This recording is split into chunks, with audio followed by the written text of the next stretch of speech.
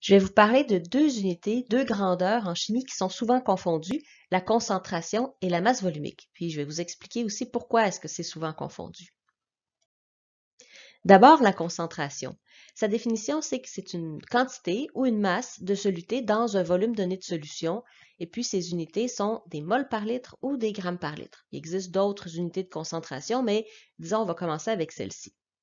Alors, si on était capable de voir une solution, par exemple, dans le problème, ça dirait une solution aqueuse d'éthanol à 2 moles par litre, puis on était capable de voir à l'intérieur de la solution. Donc, si on était capable on n'est pas capable de faire ça, là, mais de regarder avec une loupe qu'est-ce qui constitue la solution, on verrait une chose intéressante.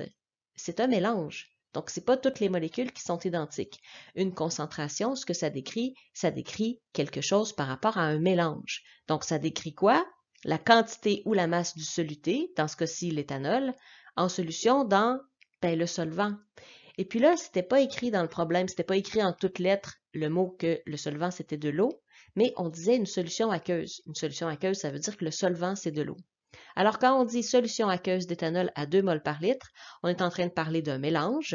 Et puis, ce qui caractérise le mélange, c'est qu'il y a 2 moles d'éthanol, dans ce cas-ci, dans chaque litre de solution. La masse volumique, maintenant, c'est la masse d'une substance divisée par son volume, et puis ces unités, c'est des grammes par millilitre. Alors, vous comprenez pourquoi c'est parfois confondu avec la concentration, parce que les unités ressemblent, mais ça ne parle pas du tout de la même chose. Imaginons un problème qui nous dit, dans le problème, ça dit l'éthanol a une masse volumique de 0,7893 grammes par millilitre. Si on était capable de voir l'éthanol, dans un cas comme ça, quand on parle de l'éthanol qui a une masse volumique de, etc., ce qu'on verrait, c'est que, quand on parle de la masse volumique, on parle de la substance pure. Ce n'est que des molécules d'éthanol ici. Pourquoi? Parce que dans le fond, la masse volumique, c'est une propriété de l'éthanol. L'éthanol a toujours une masse volumique de 0,7893. OK, je vais donner un petit bémol ici.